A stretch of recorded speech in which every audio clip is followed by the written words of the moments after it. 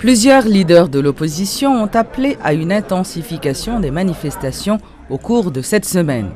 L'ancien sénateur Louis-Gérald Gilles de Famille-Lavalas a indiqué que le parti Lavalas organisera à partir de ce jeudi une série de manifestations afin de réclamer le respect du vote populaire.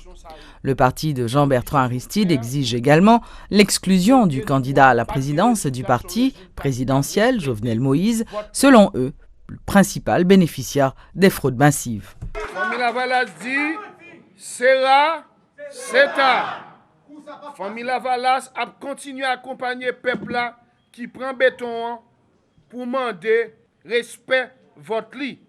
Parce que li pas reconnaître résultat élection champouel ça. Famille-Lavalas paraît pour le faire tête ensemble avec tout compatriotes, l'autre parti, avec regroupement politique qui d'accord sans taquilla ni oulem débat accompagner peuple.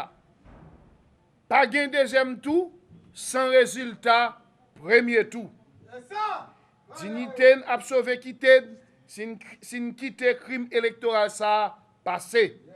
Misère, grand goût, mal cité, la vie chère ça, fin carré blayi sous la tête d'Haïti, si coup d'état électoral ça passé. Bon gens élection, c'est pour le premier pas pour nous reprendre dignité et souveraineté. Nous pas manifester pour grand messie, nous pas voter pour grand messie. Faut que nous retournions avec moralité dans la politique pays. Faut que le peuple rejoigne dignité pour nous arriver à faire un pays pour le peuple et le peuple.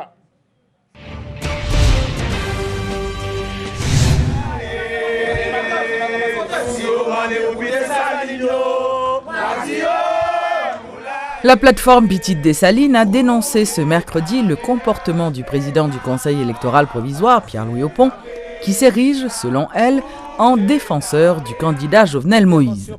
En conférence de presse ce lundi, l'avocat de cette plateforme politique, Maître Levelt Fanfan, a porté un démenti formel à la déclaration de M. Oppon, faisant croire que lors de la vérification au centre de tabulation, les procès-verbaux avaient été tirés au hasard. Selon l'homme de loi, cette déclaration est contraire à la décision du Bureau de contentieux électoral national. C'est CPA même qui a décidé qui côté pour aller tirer procès-verbal. Donc, les Oppon dit ça, il montre non seulement il a une indécence absolue, dans le sens que, je dis à comment comprendre que un arbitre qui a arbitré un match, qui c'est match électoral là, et que li vini, une décision comme ça qui sorti que tout le monde gagne dans mais pour venir démentir décision CPA. Qui confiance nous qu'a fait aujourd'hui? Les nous gagner décision BCN qui confirme oui, il y a fraude. Et bénéficiaires frauduleux clairement identifiés. Les lois électorales là, en son article 239.1, les dit moun qui bénéficie de fraude là, faut y mettre dehors. Et malgré ça, habite là, pas habite encore, les villes avocats bénéficiaires de fraude là, pas grand nous qu'a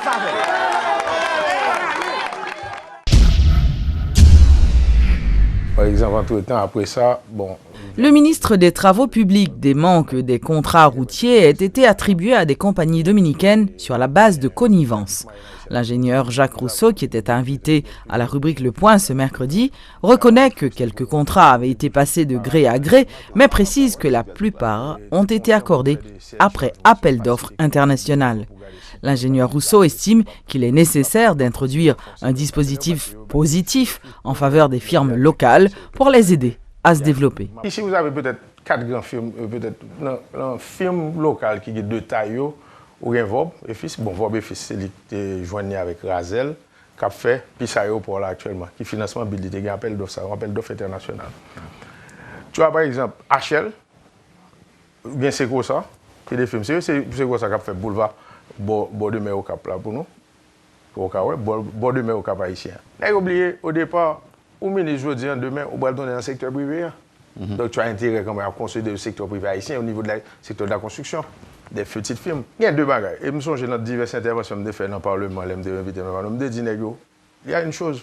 Faisons une loi pour dire quand même que tout film, même si son appel d'offres est international, tout film étranger qui gagne le marché, il est obligé, sous-traiter au moins 30% du marché. Et deuxièmement aussi, même dans les cas d'appel d'offres international, et je l'ai parlé avec un représentant de la Banque interaméricaine, on me dit qu'on va essayer de mettre une clause préférentielle, même sur film haïtienne qui participe à l'appel d'offres international, 10% plus cher, comme ça se fait dans beaucoup de pays, que accorder le contrat quand même.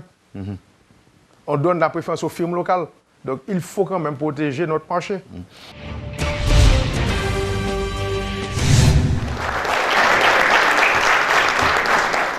Lancement ce mercredi de l'Observatoire binational sur la migration, l'environnement, l'éducation et le commerce par l'Université Quisqueya, de concert avec le programme de coopération bilatérale entre Haïti et la République dominicaine.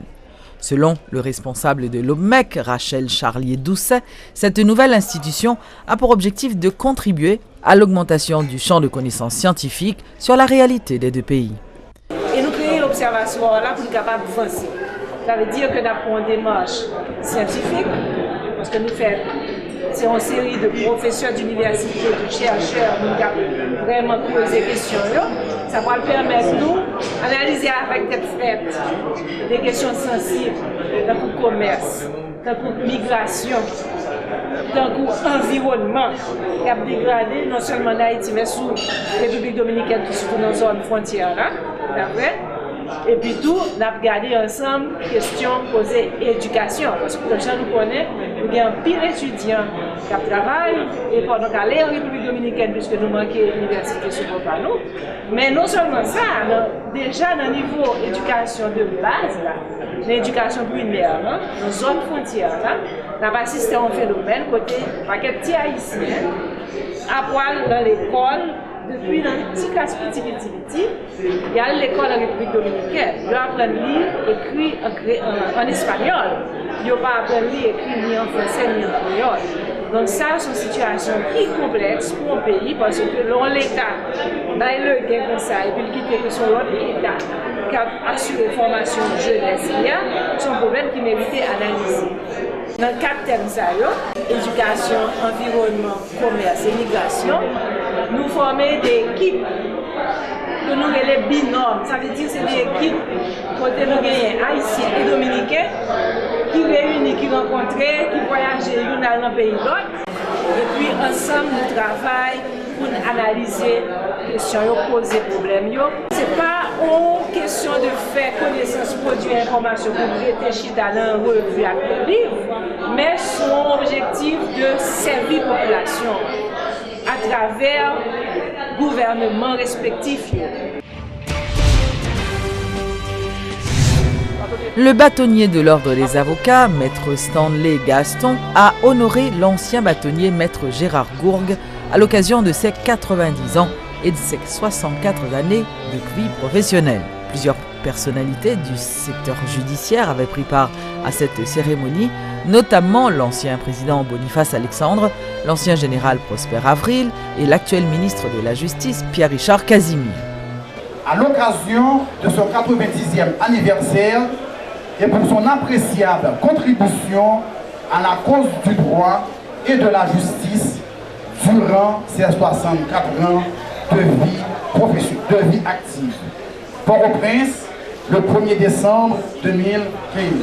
J'ai l'insigne honneur de vous remettre cette place.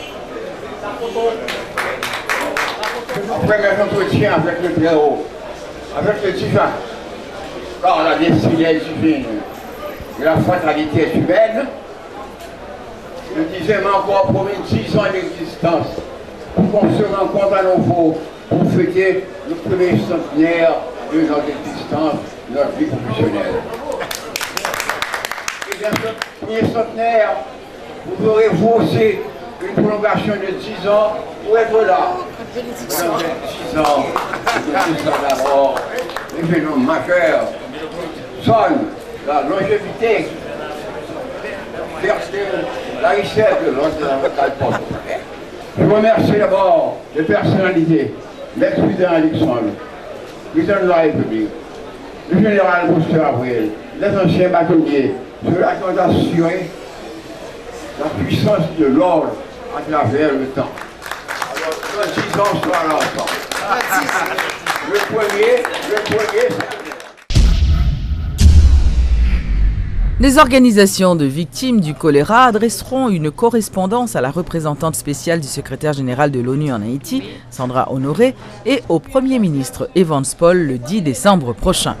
Le responsable de l'association des victimes du choléra de Boucan-Carré, Désir Jean-Clair, a expliqué lors d'une conférence de presse donnée ce mercredi qu'à l'occasion de la Journée internationale des droits de l'homme, ces correspondances leur seront envoyées pour leur demander de respecter les droits des victimes du choléra 5 ans après l'introduction de la maladie dans le pays. Nous avons une activité et nous avons fait, nous écrit lettre pour nous vous et ministre des Nations Unies et président et membre Conseil de sécurité des Nations Unies, mais il faut ça c'est pour nous exprimer ça t'est passé nous comment ça veille. Ça yo pour joindre copie pour joindre Premier ministre Evans Paul et à toutes dames Nando ensemble pour nous faire une lettre ça pour yo participer ensemble avec nous. C'est nous qui avons pays qui un gouvernement la donne. C'est pas nous qui sommes victimes, non, c'est nous victimes, c'est vrai, mais l'État concerne tout, la donne. Nous pas qu'à toute activité n'a fait n'a parlé, n'a écrit lettre et pourtant nous pas jamais entendu Premier ministre a dit un mot, président dit un mot et ça qui fait nous réunir aujourd'hui là pour nous battre notre dépression.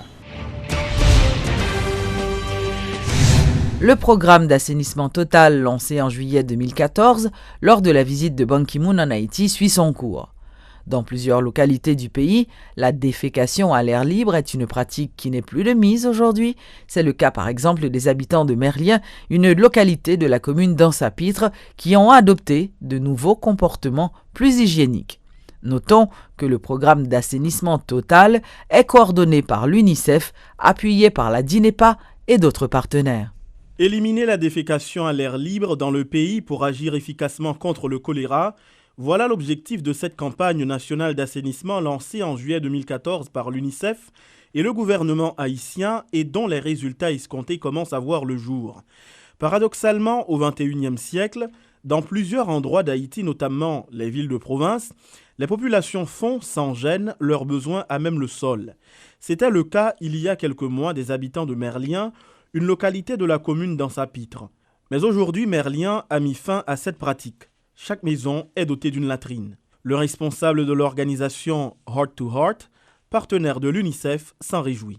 Il y a environ, les nouveaux ici, il y a environ 57 familles qui vivent dans la zone. Dans 57 familles, il y a environ 46 familles qui n'ont pas de toilette. Actuellement, de juillet à jeudi, les gens sont arrivés à construire 46 toilettes, côté que tout le monde qui n'a pas de toilette, il y a une toilette qu'on a utilisée. Et toute communauté n'a pas de monde qui a fait besoin encore, tout le monde a un côté qui est aux toilettes. Amener les gens à changer leurs vieilles habitudes n'est pas chose aisée, nous dit Bergenide Jean-Baptiste, superviseur dans ce programme. Mais après maintes explications sur la nécessité de changer de mentalité, les habitants de Merlien ont été conscientisés. Au premier lieu, le travail n'est pas facile, mais après, je vais faire rencontre ça ensemble avec eux pour m'expliquer qui sorte d'activités nous comptons faire ensemble avec eux. Après, ils tout viennent conscientiser, ils ne disent pas de problème, ils maintenant pas là. La défécation à l'air libre est source de maladies, notamment le choléra. C'est l'essentiel du message lancé par les responsables du programme d'assainissement total pour convaincre les gens de la localité de Merlien. Un habitant témoigne du bienfait de cette campagne. Tout le monde sous Merlien, qui était salope, qu'on y a tout vin pour pas boire ici, ils viennent mettre nous dans la propreté, qu'on y a nous pas chanter. Enthousiaste de voir cette localité adopter un comportement plus hygiénique, la représentante de l'UNICEF demande aux habitants de ne pas retourner aux vieilles habitudes faciles. Et moi, je souhaitais que la communauté continue avec effort. Ça, son premier pas nous fait. Nous gagnons la tribune, c'est vrai, mais c'est pour nous continuer avec espoir. C'est pour que nous utilisions et pas jamais oublier laver nous, les nous finir servir dans la tribune. Notons que la campagne d'assainissement total se poursuit dans d'autres communes du pays, toujours dans le même but, éliminer la défécation à l'air libre pour éradiquer le choléra.